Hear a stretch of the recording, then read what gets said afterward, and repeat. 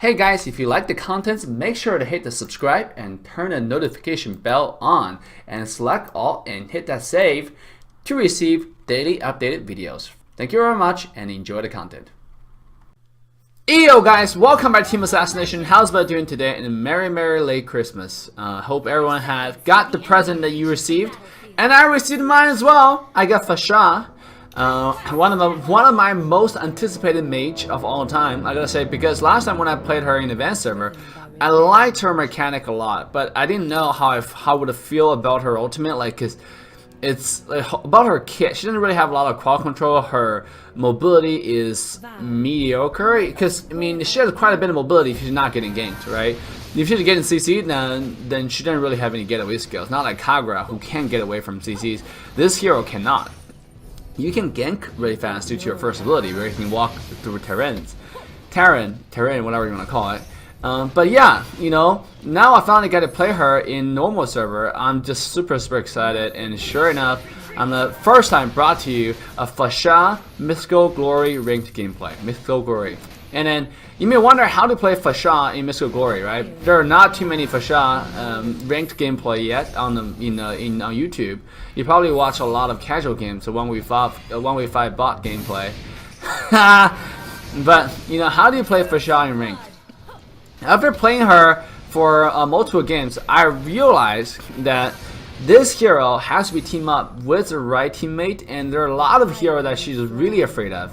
The hero that basically can get on your face, you know, a hero that can jump across terrains, that has gap closer, those kind of heroes that you're really afraid of. But for heroes that you know, doesn't have those kind of stuff, or really low mobility, like Eudora, like then you probably can do something. Unfortunately, Eudora is not even played in the current meta, right? Mainly you see Cyclops, you see Harley, so she actually has quite a bit of problems. And then the biggest foe I think for this hero is maybe Saber, Haya, Harley. I would say Harley. Even Harley actually don't have that much problem. It's mainly assassins that can kill you instantly or get on your face really quickly, right? Biggest friends: Saber, Ruby, Tigreal, Panda, Chow. Any heroes that have really reliable amount of crowd control, you know. I gotta say, personally, I like Saber and the most, to be honest, because just the single target lockdown is insane. If you have a Panda, that would just be like insanely good. If you have Saber and Panda, you will just not die, right? Because you will be able to, you know, have a lot of protection and do the things you want to do. And here you can see that I'm trying to land ultimate, but the bottom vision is kind of blocked because there's only so much you can see from your phone. So I mean, trying to land skills, but it's really difficult. We gotta kill onto Grok. But it's not enough though. Here Harley used ultimate on me. As you can see, I'm trying to go to the instantly use my first ability, but I go to the wall there to, you know, evade some of her spells if Harley chooses to use ultimate. But Harley did not do anything there. So luckily for us, we survived another round of Harley's assault. And right afterwards, I go back to jungle and farm. And on this mage, you can actually take retribution because you're not.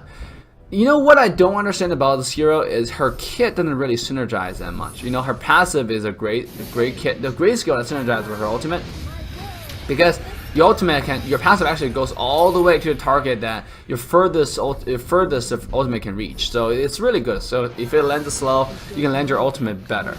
But if it talking about its second ability, right? It's completely weird. It's not garbage. I mean, it's kind of garbage, but it's weird. It doesn't synergize with your kit. I mean, what does it do?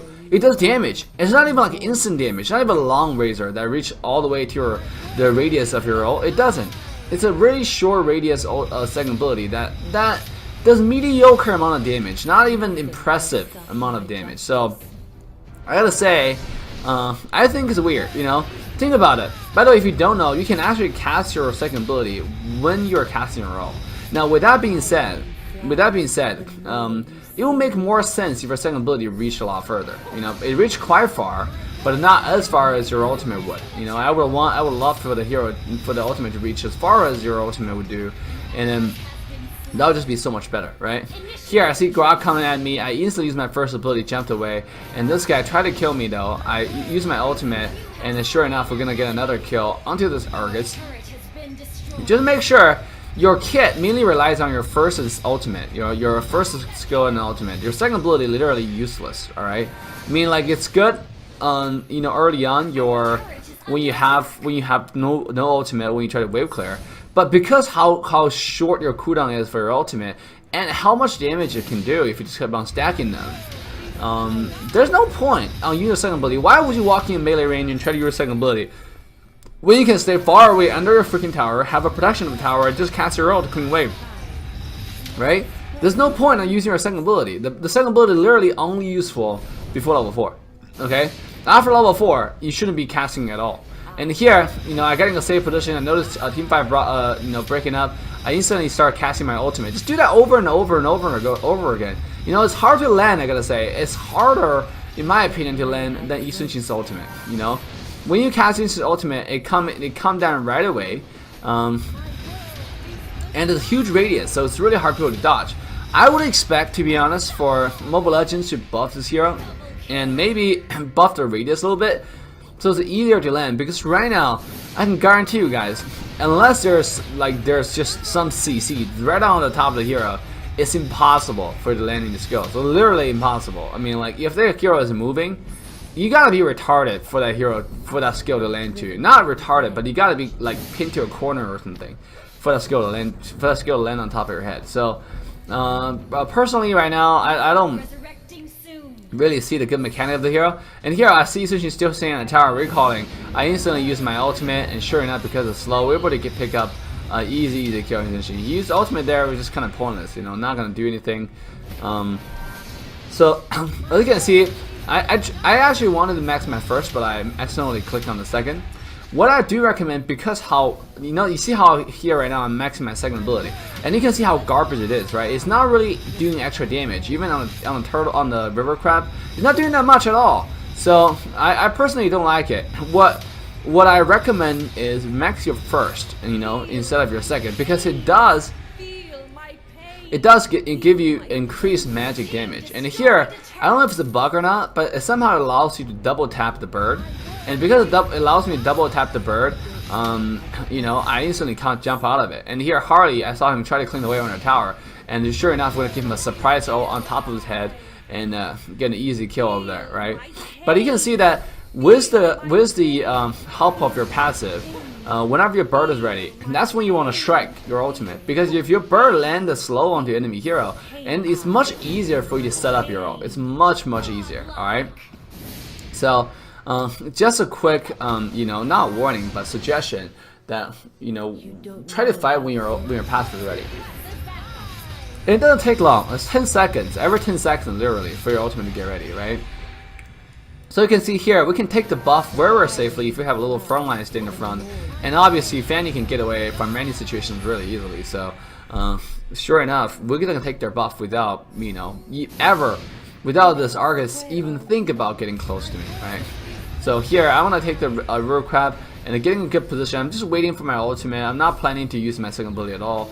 After those two getting a good positioning, I start using my ultimate. Obviously, Argus, being the person he is, does have his ultimate to vouch for him. And so I'm just gonna wait for my ultimate to get ready again and start bombing them, right? The hero is so much fun in a sense where you can constantly bomb people. Like if you have like protection of 2 tanks, it's really easy to bomb people. One stay in the front, one peel right next to you, right? And here I actually wanted to talk about how this hero should be played. In what situation can you pick up this hero? Because right now, definitely this hero is feeling very weak in a sense where if you can't really solo queue with him, especially your team doesn't really pick any front line. Let's say they just had a freaking, what do you call, one little off tank like Chell or something, or if you have a little Panda's a really great tank to synergize with this hero. But if you have the Shemale on your team, right? I forgot her name. Then it's really hard for you to have to play this hero because you got no kill, right? The moment I see them coming towards me, I start jumping away. I start jumping away, flying away. I mean, it's, you have to put that in your mind, okay? Just constantly. Do not overextend and keep on bombing people when you saw a couple fighters walking on your ass. That's just not what you do, okay? This is not what you do. So over here, Argus got pinned to the wall, so we'll start bombing him using ultimate. We don't really have to select at this point because it was automatic select. So just start auto attacking, auto smashing that ult button, right? And here, I get it on a triangle angle here, start bombing again. You see the amount of damage I'm able to do right now because with amount of farm that I have 5 kills, right? So obviously I'm Grok not that much, but remember the hero, this skill does more damage when the hero has a lower HP. So afterwards we're gonna come here and do their blue. Then somehow anyone's gonna contest it, and don't be stingy with your ult. Okay, use it whenever you have it. Use it whenever you have it. And that's your main damage source, and it should be like your only damage source late game. Don't even try to get close to use the second ability. That's just a waste of time. Whenever you see people get close to you, use your first ability, morph away, and fly over obstacles, and try to get yourself in a position where you think enemy team cannot even touch you. All right, and then you start bombing people with your ultimate again. It's only like 4-second freaking cooldown. To be honest, 5 seconds. It's not that long at all. So keep on bombing. All right. So as you can see right now, I have 5 kills, and again, I still barely use my second ability. When I see there's a wave, I use my ult.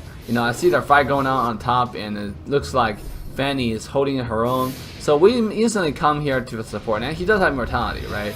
So we're gonna send out 2 bombs, and again, because it helped with my passive, we were able to pick up an easy kill. All right, and then here I'm gonna show you the power of this hero. You can see like it's actually counter to the we're annoying new mage, right? That has the spawn thing, because it's really annoying with a plant because you can't really get close. But with this hero, you can just bomb from far away. You can just bomb his ass while his plant active. You don't really need to get close because the AOE bomb.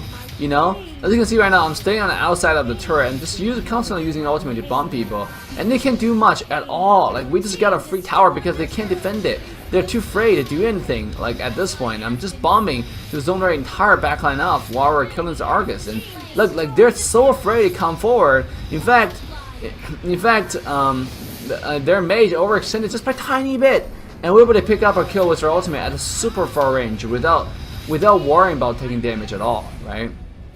So over here, obviously we're gonna clean the wave really fast and try to end the game. I'm already 7-0-1.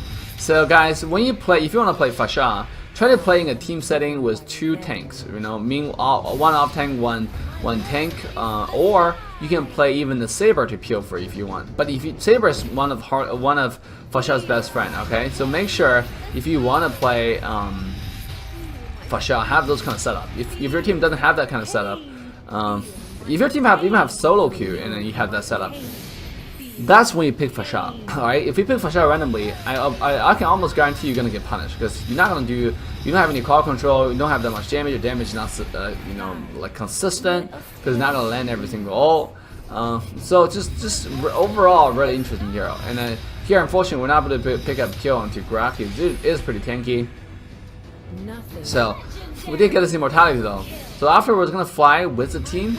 Just make sure you're always with the team, right? Have the protection of the team. Let them soak the damage. Let them soak the crawl control.